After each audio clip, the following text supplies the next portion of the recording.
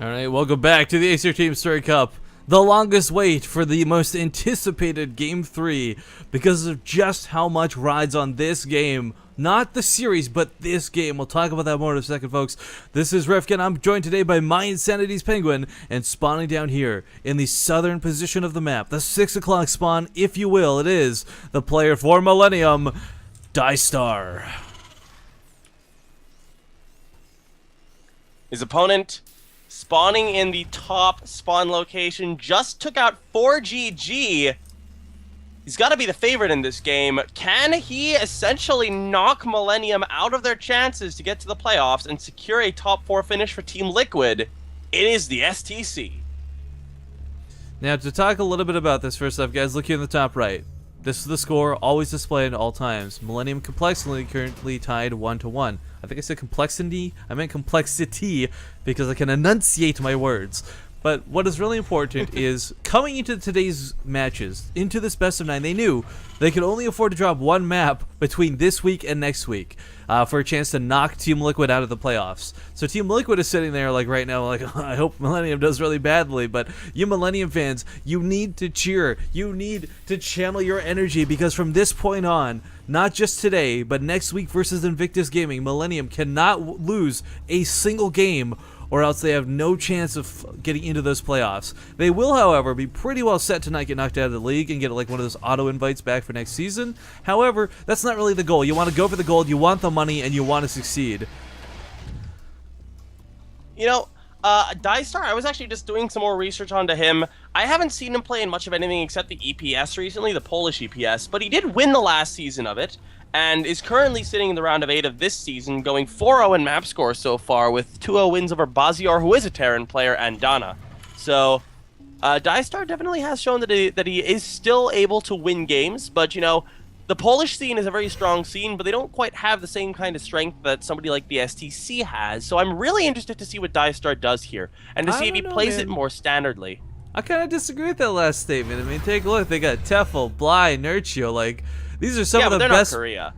But they take out Koreans, dude. Like, I mean, yeah. Do you remember your buddy Jakshi getting destroyed by Blylat yesterday? Just saying, just saying. Yeah, Roach Bainolin's pretty good, man. My point is though, like, it doesn't matter. Like, you can always do it if played correctly. But oh, Marine goes down.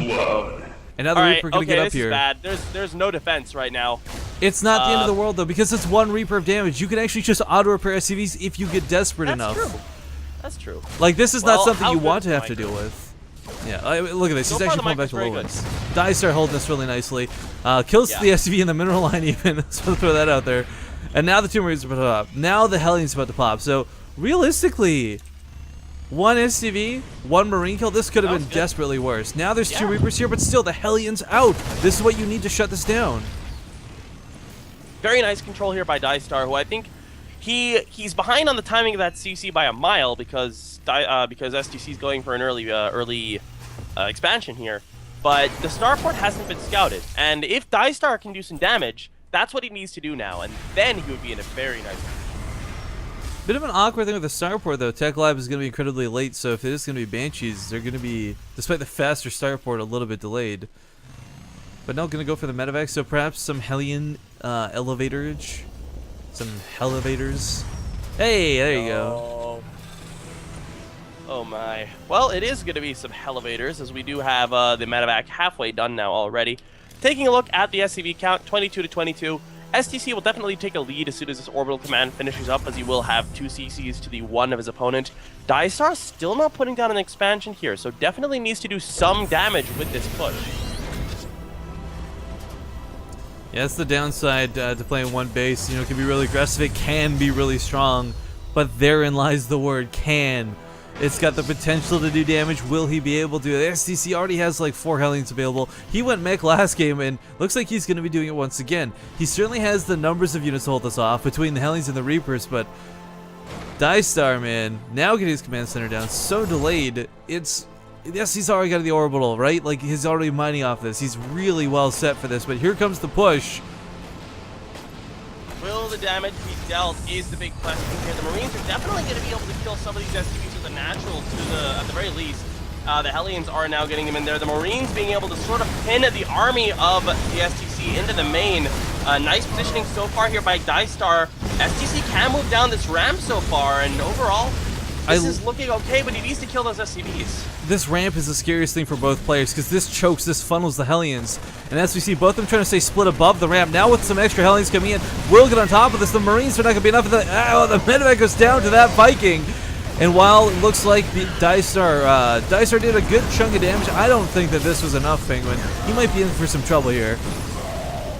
Yeah, he did kill off the SCVs down there at the very, very least, so I was going to say that puts him at a worker lead, but it doesn't. He's still down by 4. And this is looking very, very bad for Millenium right now, as STC is going to be going into this meching game at an economic advantage. Looks like Diestar will be meching as well, though, and mech versus mech is very volatile. Definitely the possibility for him to come back here with one good engagement. Yeah, just a small correction here, guys. You got me. I did say Bly was Polish by mistake. I was thinking of Nurchio. I said Nurchio. I just said Bly out of habit, so rescinded and recognized on that error. Aha. Aha. The second CC is done now or the orbital is done now for Diestar. He's going to move it out and put it on down. But there's 8 Hellions on the way. He should be fine to hold this. He's got 8 Hellions of his own. He landed his Vikings if he needs to. But that initial volley was perhaps a little too much. The STC, now he's got the Hellions, or the Vikings landed. The Vikings, of course, added a lot of damage to this, and most importantly, are armored units. They can soak the hits so much better than Hellions can. 4 for 4 is the trade. Diestar doing a little bit more actual damage on the Hellions as well. So I'd say Diestar with a minor win there. But STC is still far and away in a better position right now. Oh yeah, look at the worker flame count. on the way. I mean, yeah, this is 10 ahead. This is the advantage of having that extra base, and there's just no way for Diestar to go over and kill a lot of workers right now unless the STC is just completely caught out of position, you know? So one way or another, it's not looking too good for Millennium's player, but as we've seen multiple times, not just in this series, but in the past, guys, TVT is a volatile thing. It can change in an instant. If you just one bad engagement with all the tanks, sometimes it loses you the game, sometimes it doesn't. But right now, Diestar's got to bank on the fact that STC pushes into him, and that he can take a really nice defensive engagement and then counterattack. I think that personally would be his best bet to doing some damage, but focusing on a lot of Hellions right now. This seems to be what everybody has been doing in mech versus mech recently, and well, by recently I mean today. We've seen a lot of this.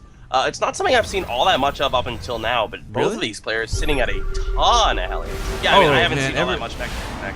Yeah, I think it was like the first time I saw this was actually WCG Canada qualifiers or whatever, and it was like 2 Canadian players just went like, there was like not even tanks, just pure Hellion versus pure Hellion. But of course, as we see, guys, one of the advantages of the Hellions, they're so quick, they get into the dead zones of tanks really quickly if allowed to. So that's why tanks aren't necessarily prioritized in this sort of early matchup, and that's why we see these massive amounts of Hellions. But oh man, there's so many. In fact, how many are for each player right now? 14 to 16. Of course, the SEC with a little bit of an advantage. Tank at home to defend as well. Blue Flame, though. Oh, he splits his Hellions. That's not going to work, Penguin. Not at all. Diestar taking a lot of damage on the Hellion front. He will try to do some economic damage and will get some done, but he plummets in supply. 15 workers killed.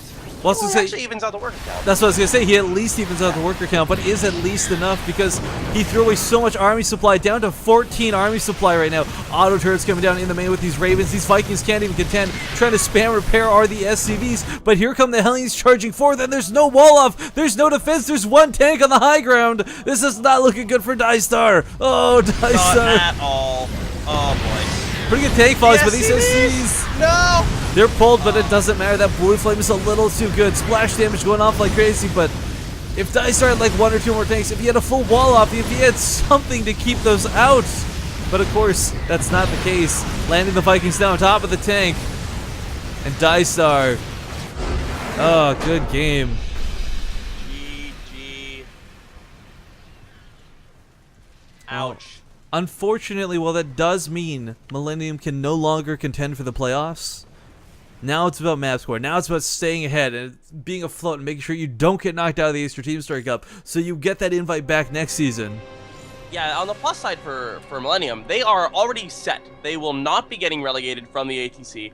They're sitting in a very good position. I think, let me just double check this. I think it is numerically possible for them to get relegated, but they would have to lose this by a mile, and they would have to, let me see. Yeah, they would have to absolutely get demolished by Invictus, like 5-0. So, I think yeah, they have to they're gonna lose be okay. 5-1 here and lose to Invictus 5-0. So I think at Millennium is pretty much okay. So on the plus side for them, they will still be here next season, but Complexity still has a lot riding on this match. They're still fighting hard to not get knocked out of the ATC. Well, we'll take a moment of silence. Condolences to Millennium's chances of knocking out Team Liquid, but we knew it was going to be a difficult task the second we saw 4GG go down. Best of luck to Millennium next season, but it's not over yet.